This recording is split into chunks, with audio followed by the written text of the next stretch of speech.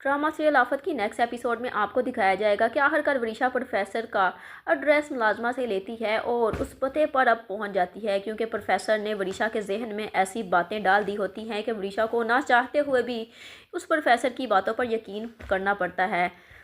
Professor Varisha की बातों से अंदाज़ा लगा लेता है कि ये एक अमीरजादी है और इसका दिमाग भी काफ़ी ज़्यादा ख़राब हो चुका है, इसलिए इस लड़की को बेवकूफ़ बनाना मेरे लिए मुश्किल नहीं होगा और मैं इस तरह इस लड़की को बेवकूफ़ बनाकर इसके अपनों के ख़िलाफ़ इसको यूज़ करूँगा और उससे काफ़ी ज़्यादा पैसा बटोर लूँगा। वरीशा पहले ही इस कश्मकश में होती है, क्योंकि उसकी माँ उसको बार बार उसके अपनों के ख़िलाफ़ बरगला रही होती है। तो जैसे ही वो अपनी माँ के मतलब इस प्रोफेसर को बताती है तो प्रोफेसर मज़ीद वरीशा को उसके अपनों के ख़िलाफ़ बरगला देगा और वरीशा से कहेगा कि वहाज ने अपने बेटे का नाम रज़ा रखा ही इसलिए है ताकि वो तुम्हारी सारी की सारी दौलत हथिया सके, तुम्हारी सारी दौलत पर कब्जा कर सके, और इसीलिए ये सारे घर वाले तुम्हें यूज़ कर रहे हैं, इसलिए तुम्हें ये मार देना चाहते हैं। ये नहीं चाहते कि तुम जिंदा रहो, इसलिए ये तुम्हें इस तरह की मेडिसिन खिला रहे हैं। प्रोफेसर का तो ये ख्याल होता है कि वरीशा अब दोबारा चेकअप के लिए हॉस्पिटल ना जाए और ना ही वो मेडिसिन यूज़ करे, क्योंकि प्रोफेसर अब वरीशा को वो मेडिसिन यूज़ करने से भी रोक देगा और वरीशा से कहेगा कि ये वहाज ही है जो डॉक्टर्स के साथ मिला हुआ है।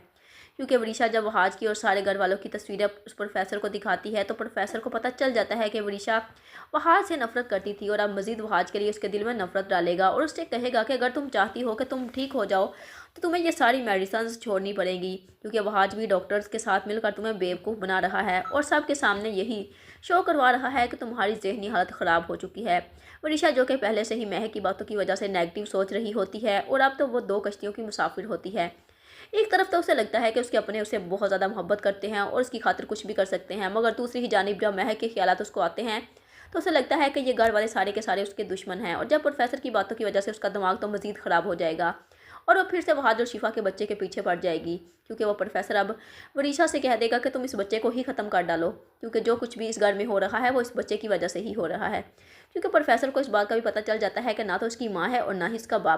बाप तो जेल में है और उसका सगा बाप तो इस दुनिया से जा चुका है और ये काफ़ी ज़्यादा अमीर घराने से ताल्लुक़ भी रखती है और जब मैं इसके अपनों के ख़िलाफ़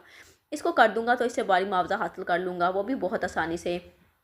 अब वरीशा बहुत आसानी से इस प्रोफेसर की बातों में आ चुकी होती है और जैसा प्रोफेसर उससे कहता है वो वैसा ही करने वाली है। पहले तो वरीशा प्रोफेसर को जुटला देती है और उससे कहती है कि मेरे पास तो कुछ नहीं है, मैं तो खाली हाथ हूँ। तो प्रोफेसर उसको कहता है कि तुम्हारे बाप की जितनी भी प्रॉपर्टी है वो तुम्हारे बाद वहाज को ही तो मिलेगी, इसलिए वहाज ने अपने बेटे का नाम रजा रखा था कि वो तुम्हारी प्रॉपर्टी आसानी से हथिया ले जाए। प्रोफेसर वरीशा को फिर से उसके अपनों के खिलाफ बदगुमान कर देगा।